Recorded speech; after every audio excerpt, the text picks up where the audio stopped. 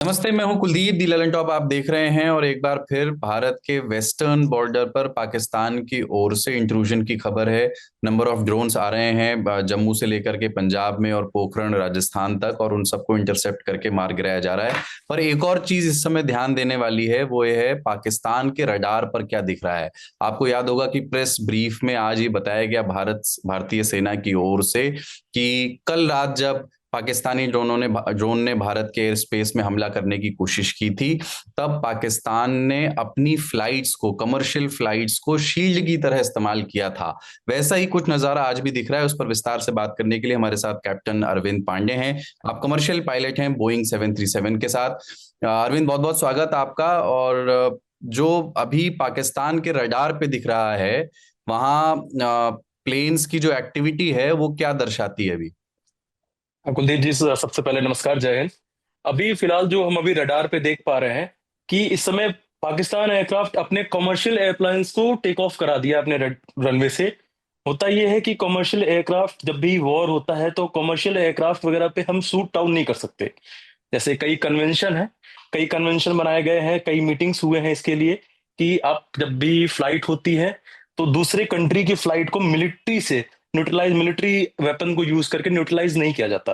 और इस चीज को पाकिस्तान अच्छे तरीके से जानता है।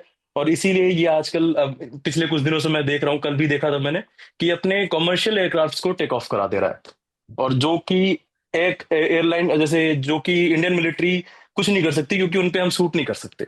वो एक तरीके से अपने एयर स्पेस को प्रोटेक्ट कर रहे हैं। उनको पता है कि भाई इस एयर स्पेस में हमारा एयरक्राफ्ट फ्लाई कर रहा है, तो किसी न किसी तरीके से इंडियन मिलिट्री भी देख रही है कमर्शियल एयरक्राफ्ट फ्लाई कर रहा है। यहाँ पर अगर हम मिसाइल से अटैक करेंगे तो कल को काफी बड़ा प्रॉब्लम इशू हो जाएगा और नेशन में, मतलब बाहर जाके उस पे इंटरनेशनल बात कर। अंतर्राष्ट्रीय हाँ, समुदाय में वो एक बड़ी समस्या हो जाएगी। बिल्कुल। पर क्या आप अपना स्क्रीन शेयर करके एक बार मौजूदा रडार क्या क्या दिखा रहा है, प्लेन एक्टिविटी, वो दर्शा सकते हैं जी? तो देखिए, ये दिल्ली एयरपोर्ट है, इसमें सारे एयरक्राफ्ट फ्लाई कर रहे हैं। इंडिगो के हैं, आपको कंपनी के नेम भी दिख रहे होंगे, एयर इंडिया एक्सप्रेस, इंडिगो, ये सब फ्लाई कर रहे हैं। ठीक हम्म। है। और आप ध्यान से अगर देखेंगे तो जो नॉर्दर्न एरिया है अपना, ये नॉर्थ का एरिया है, जम्मू का एरिया है, गुजरात साइड का है, यहाँ पर पूरा एयर स्पेस खाली करा दिया गया है। आपको अपने इंडियन एयर स्पेस में एक भी एयरक्राफ्ट नहीं दिख रहे होंगे। बिल्कुल।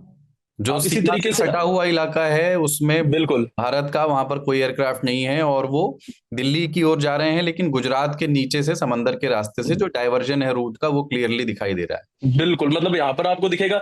अच्छा, ये जो लोकेशन लोकेशन साइन आपको नजर आ रहा होगा, है। ब्लू ये एक वाला जो एयरपोर्ट है। हाँ लोकेशन, जी, जी। ये एक एयरपोर्ट है, कि न कोई एक एयरपोर्ट है। अच्छा, ठीक यहाँ है। एयरपोर्ट है। बिल्कुल, ये तो एक ये एयरपोर्ट है, कमर्शियल लेकिन एयरपोर्ट है या ये किसी भी तरह कमर्शियल एयरपोर्ट है, लेकिन जैसे बहुत से ऐसे भी एयरपोर्ट हैं डिफेंस के जो कि कमर्शलाइज यूज किया जा रहा है। आप ठीक है। एग्जांपल के तहत चंडीगढ़ एयरपोर्ट ले सकते हो।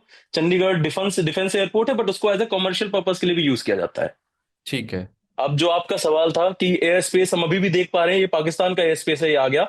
हम अभी और भी देख भारत पा की रहे हैं। सीमा से सटा हुआ एकदम लाहौर के पास ही एक प्लेन दिखाई दे रहा है। बिल्कुल बिल्कुल, ये देखिए, अभी हम देख पा रहे हैं। इस प्लेन का भी नाम मैं बता देता हूँ, इस कंपनी का भी नाम बता दे रहा हूँ। कंपनी का नाम है एयर ब्लू।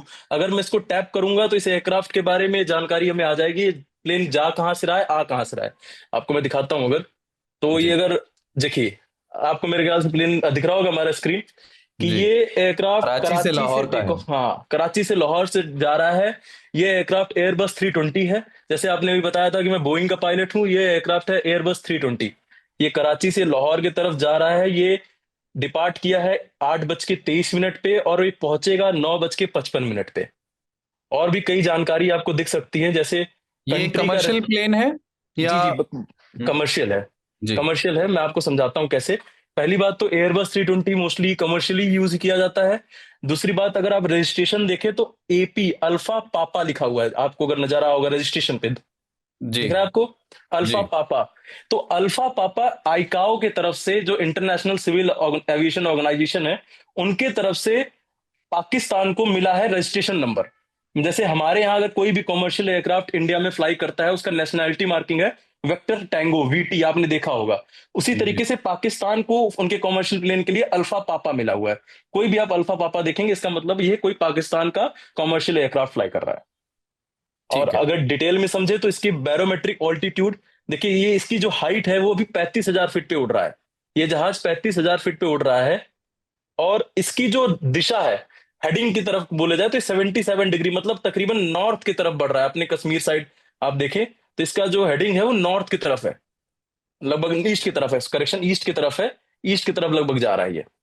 और इसकी अगर स्पीड के बारे में देखा जाए तो ग्राउंड स्पीड लिखा है 529 नॉट्स, मतलब एविएशन में किलोमीटर प्रति घंटा ये इस्तेमाल नहीं होता है, नॉट्स हम्म। इस्तेमाल होता है। तो लगभग ये 1000 किलोमीटर प्रति घंटा की स्पीड से उड़ रहा है जहाज। हम्म। तो और भारत कई सीमा जी से अगर हम लाहौर को भारत का से जो सीमा है उससे देखें तो वो 30-35 किलोमीटर से ज्यादा दूर नहीं है। और बिल्कुल बिल्कुल इतनी करीब पाकिस्तान भारतीय सीमा से सटे हुए लाहौर में प्लेन उड़ा रहा है इस समय, कमर्शियल प्लेन, जो बिल्कुल। भारत अब इससे ये है कि अपने एयर स्पेस को प्रोटेक्ट करने के लिए वो ये गतिविधि कर रहा है, ताकि भारतीय किसी भी तरह की मिसाइल्स या ड्रोन्स उस एयर स्पेस में दाखिल ना हो और किसी तरह से निशाना इस समय ना बनाए जब वो हम पर एक ऑफेंसिव लॉन्च कर रहा है। अरविंद, एक चीज और बताइए कि हम लाहौर की बात कर रहे थे, अगर हम थोड़ा सा और पीछे की ओर आए और पाकिस्तान के एयर स्पेस में जो और प्लेन्स दिख रहे हैं, कुछ साउथ की ओर जा रहे हैं, एक नॉर्थ की ओर भी और जा रहा है, ये सारे भी कमर्शियल प्लेन्स हैं? बिल्कुल मैं आपको दिखा सकता हूँ, ये सारे कमर्शियल एयरक्राफ्ट है। ये देखिए ये भी कराची से इस्लामाबाद जा रहा है। और जैसे मैंने आपको बताया था कि एपी, जितने भी आप रजिस्ट्रेशन नंबर देख रहे होंगे एपी, एपी देखा देखते ही आपको समझ जाना है कि ये पाकिस्तान का कमर्शियल एयरक्राफ्ट है। इसमें लिखा है APBON हाँ रजिस्ट्रेशन। हाँ, तो एपी जैसे इंडिया का कोई भी कमर्शियल एयरक्राफ्ट वेक्टर टैंगो से शुरू होगा, पाकिस्तान का कोई भी कमर्शियल एयरक्राफ्ट एपी अल्फा पापा से शुरू होता है। ठीक है। और जी जो फाइटर जेट्स हैं वो जाहिर है, वो हम जानते हैं कि वो नहीं, इस रडार के सिस्टम पे नहीं आते हैं। बिल्कुल नहीं आते। हम हम हम उनको ट्रैक नहीं कर सकते, जैसे वो हमारे एयरक्राफ्ट मिलिट्री एयरक्राफ्ट को ट्रैक नहीं कर सकते, उसी तरीके से हम उनको ट्रैक नहीं कर सकते। हमारी पायलट से मीटिंग हुई थी, तो इस प्लेन में कोई पैसेंजर नहीं होगा। इस प्लेन में ये फेरी फ्लाइट हो रहा है, खाली जहाज उड़ रहा है। इसमें पैसेंजर भी नहीं होगा और इसमें कोई हाँ, माल भी नहीं होगा, नहीं मतलब मतलब ये goods भी नहीं बेसिकली बस होंगे। कुछ नहीं होगा, इसमें पैसेंजर नहीं होंगे और ये खाली फ्लाइट उड़ रहे होंगे। और इतनी ज्यादा समझ लीजिए कि ये पायलट्स की लाइफ को रिस्क में डाल रहे हैं। अच्छा, अरविंद, एक चीज और अगर आप संक्षेप में समझा सकें कि ये जो तकनीक है, ये जो टेक्नोलॉजी है जिसके जरिए जो प्लेन्स उड़ रहे हैं, कमर्शियल और पैसेंजर प्लेन्स, उनको एयरक्राफ्ट्स, उनको ट्रैक किया जाता है, वो ये टेक्निक के बारे में थोड़ा सा समझाइए, ये क्या है? बिल्कुल। जैसे आप जान, इस जो एयरक्राफ्ट होता है इसमें एक डिवाइस लगा होता है जिसको हम बोलते हैं एडीएस-बी। एडीएस-बी मतलब ऑटोमेटिक डिपेंडेंस सर्विलांस ब्रॉडकास्ट।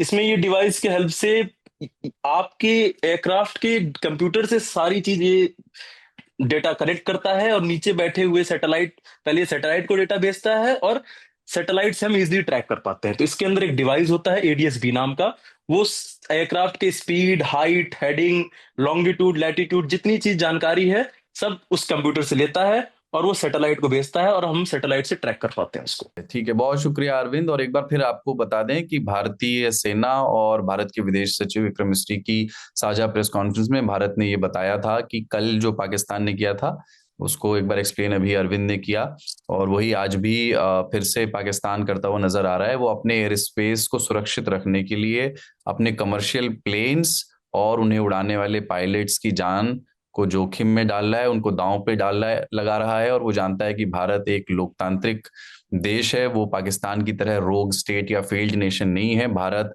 अंतर्राष्ट्रीय कन्वेंशंस का पालन करता है, और जहां पर कमर्शियल प्लेन उड़ रहे हों या कहीं यात्री विमान भी उड़ रहे हो तो भारत ऐसे किसी एयर स्पेस में कोई भी ऑफेंसिव लॉन्च नहीं करेगा। तो ऐसे समय में जब पाकिस्तान भारत के वेस्टर्न बॉर्डर्स पर ड्रोन अटैक्स कर रहा है लगातार, जिन्हें हम सफलतापूर्वक इंटरसेप्ट कर रहे हैं, मार गिरा दे रहे हैं, ठीक उस समय भारत कोई काउंटर ऑपरेशन पाकिस्तान के एयर स्पेस में सटीकता से लॉन्च ना कर पाए, इसके लिए पाकिस्तान अपने प्लेन्स और अपने कमर्शियल पायलट्स की जान दांव पर लगा रहा है।